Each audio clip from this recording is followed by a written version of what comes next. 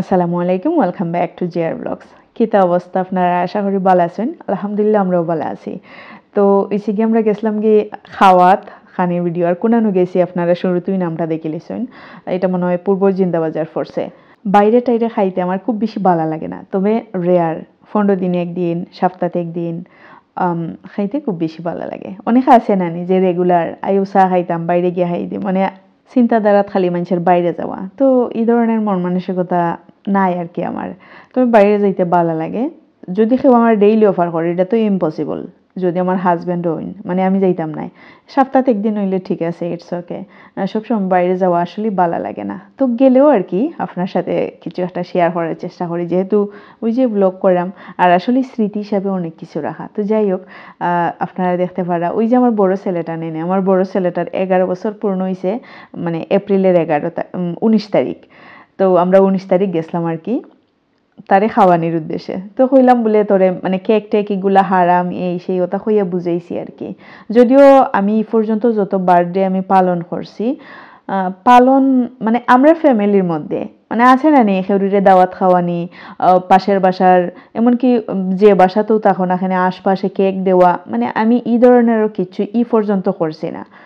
আমার বাসাত কেক আনছি আমার বাচ্চারার বুঝে, আমার বাচ্চারা ওই খাইয়া শেষ হয়ে গেছে কি ওরকম অবস্থা আর কি। মানে আমরা ফ্যামিলির মধ্যেই থাকে বিষয়টা, মানে আমরা দাওয়াতি বাওয়াতি তাই করি না। আর এবার তারে কইছি, ও তারে কইছে আর কি যে বার্থডে পালন করা হারাম, কেক অবশ্যই খাইবাই, তোমরা তো সব সময় কেক খাও। ফুলকলিত গেলে মানে কোনখানে গেলে ওই কেক, মানে ডেজার্টের সাথে তো বাচ্চাই না আছে, ওই সব বাচ্চাই। তো যে বার্থডে উদ্দেশ্য কইরা কেক আনা নাম লেখাইয়া ওগুলো আর কি তারে একটু বুঝাইছি। মা হিসাবে যতটুকু আমার মানে ব্রেইনে খুলায় বা রিলিজিয়াস মাইন্ড থাকিয়া আমি তারে বুঝাইলাম আর কি যতটুকু, যেগুলা হারাম হ্যান তেন কিছু।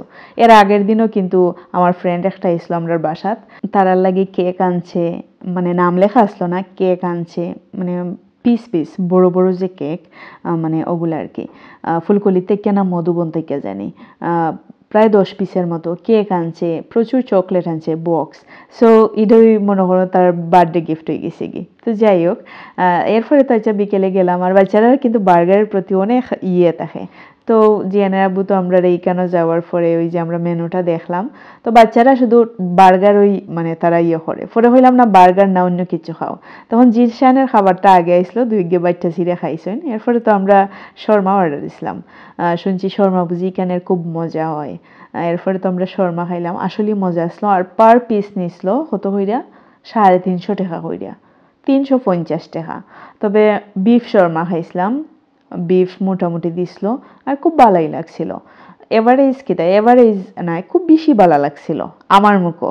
আর জিয়ানের আব্বু হইছেন এভারেজ, তবে আমার মুখও খুব বেশি ভালো লাগছিল। তো আর রুটিও কিন্তু তার আর একদম পাতলা আসলো, আর ইনস্ট্যান্ট মেক কইরা দেয়। আমরা প্রায় 1 ঘন্টার মতো বইছি, এরপরে তারা আমরা বানিয়ে দিছে। আমার বড় ফুয়া আমার জিয়ানেও কিন্তু আমরা সাথে শর্মা খাইছে, হেও শর্মা খাইতে খুব বেশি ভালো পায়। তো আমরা তিনজনই বিফ শর্মা খাইছি, তার মানে 350 টাকা পিস নিছে।